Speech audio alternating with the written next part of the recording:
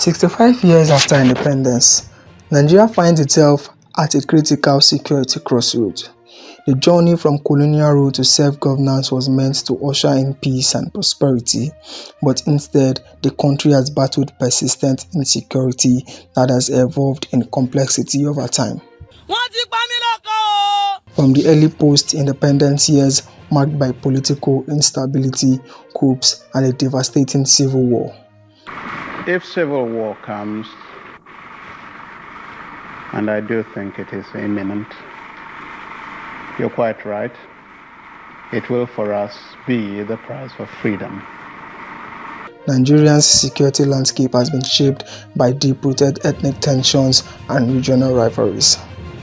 In the early years, Nigeria's first major security challenge came with the political crisis of the 1960s.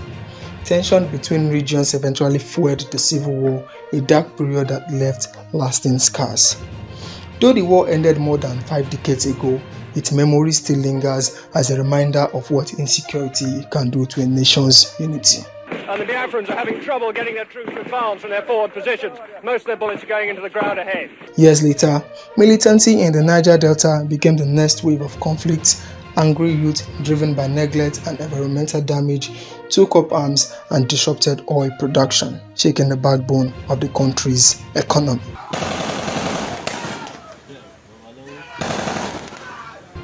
Then came the rise of terrorism in the 2000s with Boko Haram unleashing a terror in the northeast, displacing millions and making global headlines.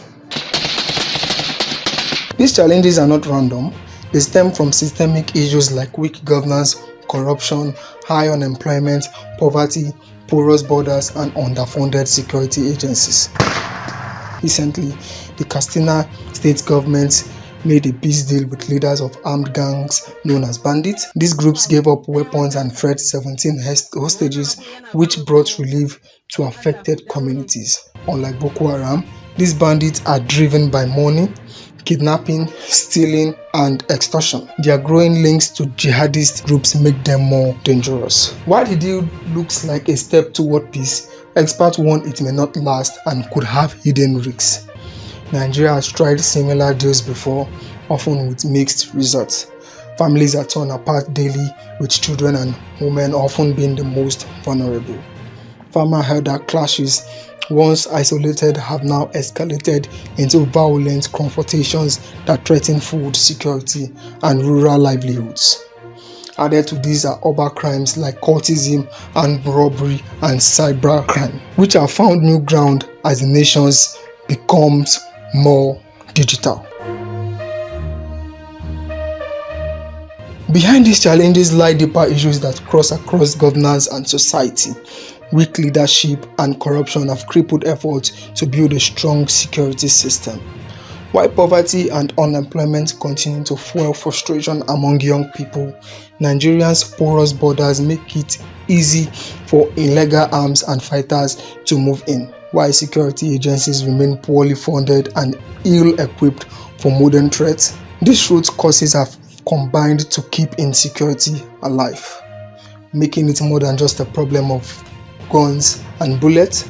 It is also a matter of failed system and broken trust. Successive governments have responded with military operations, regional security outfits, policy reforms, and international partnership. Yet, the impact remains uneven. While some progress have been made, especially in reclaiming territory from insurgents, the root causes of insecurity persist. What Nigeria needs now is a holistic approach, one that goes beyond firepower. Youth empowerment, justice and reconciliation, investment in technology and intelligence, and inclusive governance must form the backbone of new security strategy.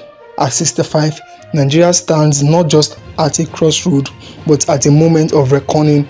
The question is no longer whether the country can survive its security challenges, but whether it can transform them into opportunities for lasting peace and development. The answer lies both in leadership, collective action, and a renewed commitment to building a nation where every citizen feels safe, valued, and held.